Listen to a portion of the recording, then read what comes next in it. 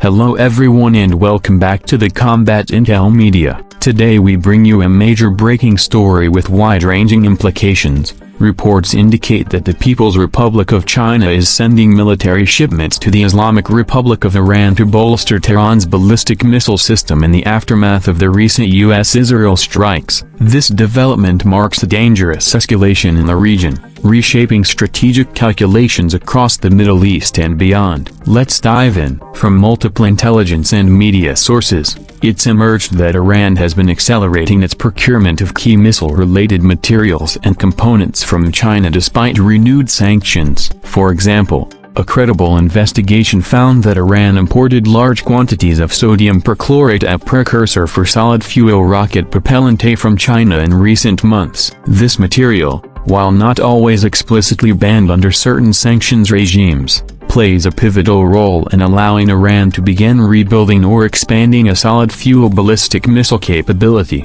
Why is this happening now? In the recent conflict between Israel and Iran, Iranian missile and air defense assets suffered substantial damage. Iran reportedly lost dozens of missile launchers, production facilities, and air defense radars. Tehran now appears determined to replenish and modernize its ballistic missile stockpile, not simply replace what was lost, but upgrade. The Chinese materials arrive at a time when Iran cannot easily obtain them from traditional suppliers due to sanctions. China, for its part, seems to be stepping up cooperation with Iran, or at least exploiting sanction loopholes to supply dual-use materials and potentially weapons systems, thereby strengthening its strategic foothold in the Middle East and counterbalancing U.S. influence. The US-Israel strikes have highlighted Iran's vulnerabilities. Facing pressure, Iran is turning to Beijing for support, while China is comfortable playing a more assertive role in arms material transfer, albeit indirectly. According to Western intelligence and media analysis, since late September 2025, shipments from China to Iran of sodium perchlorate have been traced. One report estimates roughly 2,000 tons arrived, enough in theory to support the production of hundreds of solid-fuel ballistic missiles. While sodium perchlorate itself might not be explicitly covered by all sanctions measures, it is a precursor for ammonium perchlorate, used in solid-fuel rocket motors. Some shipments reportedly moved via maritime routes, with vessels turning off tracking systems and docking at Iranian ports like Bandar Abbas, all under clandestine conditions. Another strand of reporting indicates that Iran is negotiating oil for arms deals with Chinese firms. Iranian state-linked military organizations are allegedly using oil debt owed by Chinese companies as leverage to procure missiles, drones, and air defense systems. This underlines that the support is not purely silent logistics. There appear to be commercial and financial arrangements facilitating the transfer of military materials.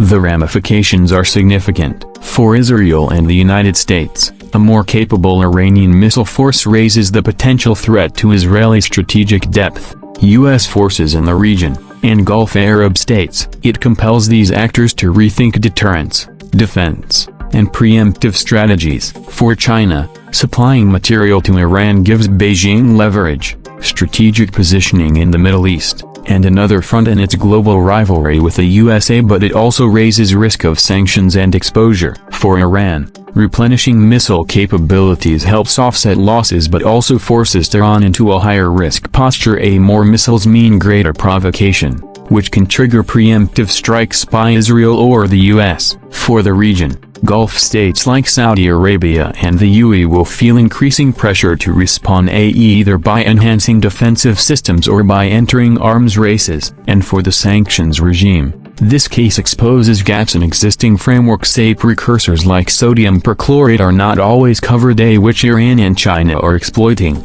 The backdrop to this surge in transfers includes the recent military strikes by the US and Israel on Iranian missile production and air defense infrastructure. Those strikes degraded Iran's capabilities and forced Tehran into a rebuilding mode. These Chinese shipments are, in part, a response to that loss. A rebuild, refresh, and perhaps scale up. Iran's leadership appears to calculate that a rapid rebuild is essential to restore deterrence vis-a-vis Israel and the US. and to signal that it will not be left exposed. Looking ahead, several possible scenarios emerge. Iran may use Chinese-supplied materials to restore dozens or hundreds of missiles, deploy them in hardened underground bases, and exercise them in operations. Israel and the U.S. may detect the buildup, possibly conduct preemptive strikes, triggering a wider regional war. Another possibility is a covert escalation. Iran quietly boosts missile stocks while Israel and the U.S. monitor it. Diplomatic pressure on China rises, and sanctions tighten. The situation remains dangerous but contained below the threshold of open conflict. Alternatively, Iran could use this buildup as deterrence, making its threats more credible, thereby forcing regional actors to negotiate from a cautious position. But there's always the risk of miscalculation. A one missile launch or proxy strike could trigger retaliation and a chain reaction that spirals into a wider conflict. Iran has denied what is being reported, maintaining secrecy around its military procurements. China insists that it implements export controls in accordance with international obligations but has not acknowledged supplying missile-related materials to Iran. The US and Israel, meanwhile, are sounding alarms about Tehran's growing capabilities and Beijing's role. American officials have warned that Iran's expanding missile delivery systems could enable future nuclear delivery, an unacceptable risk to global security. Technical evidence also supports the seriousness of this situation. Solid fuel missiles can be stored ready to fire and require less preparation than liquid fuel missiles, offering better reaction times. The import of sodium perchlorate signals Iran's emphasis on solid fuel systems. Satellite imagery has shown Iran's network of underground missile bases, a vast bunkers filled with launch-ready missiles. The use of Iranian ports like Bandar Abbas, private shipping networks, and disabled vessel tracking systems makes it difficult for global monitors to detect or intercept these transfers. This story matters because modern ballistic missile systems change the balance of power. They can strike deep into enemy territory, overwhelm defenses, and shorten warning times. It also links regional conflict to global power politics. China's support for Iran reflects a broader challenge to the US-led international order. Sanctions and non-proliferation frameworks are being tested, and the potential for escalation is higher than at any time in recent years. Key indicators to watch in the coming weeks include satellite imagery showing Chinese cargo ships docking at Iranian ports, reports of new Iranian missile tests or deployments, and any Israeli or U.S. statements hinting at preemptive actions. Diplomatic channels may see the U.S. and its allies pressing China to halt such transfers. Gulf Arab states may respond by boosting missile defense procurement, while global oil markets could fluctuate as Iran leverages oil for arms arrangements.